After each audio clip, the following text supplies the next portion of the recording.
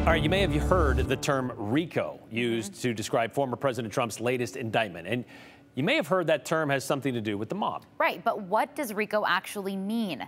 Casey Decker with our Verify National team breaks it down. Donald Trump's fourth indictment included violations of Georgia's RICO Act. RICO stands for Racketeer-Influenced and Corrupt Organizations. Some people online have claimed it's supposed to be used to take down mob bosses. So let's verify. Was RICO created to prosecute the mob? Our sources are the Federal RICO Act, the Mob Museum, the Georgia State RICO Act, and 3 Georgia law firms. The answer is yes, RICO was created to prosecute the mob. Congress passed the law in 1970. Mob bosses in particular were hard to take down because they were rarely directly connected to individual criminal acts. RICO gave prosecutors a way to overcome that by going after the entire organization, rather than one member at a time.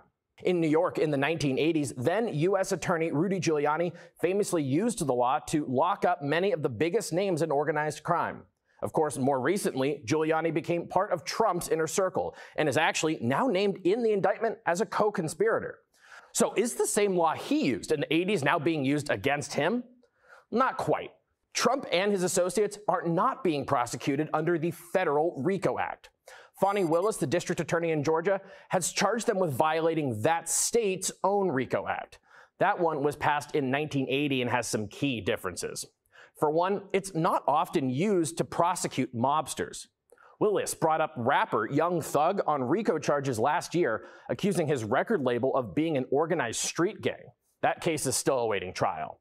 And before that, she charged several public school teachers under RICO following a standardized test cheating scandal. The state RICO law can be used in this way because it's much broader than the federal version. Federal RICO is notoriously difficult to prosecute because it requires an extremely specific set of circumstances.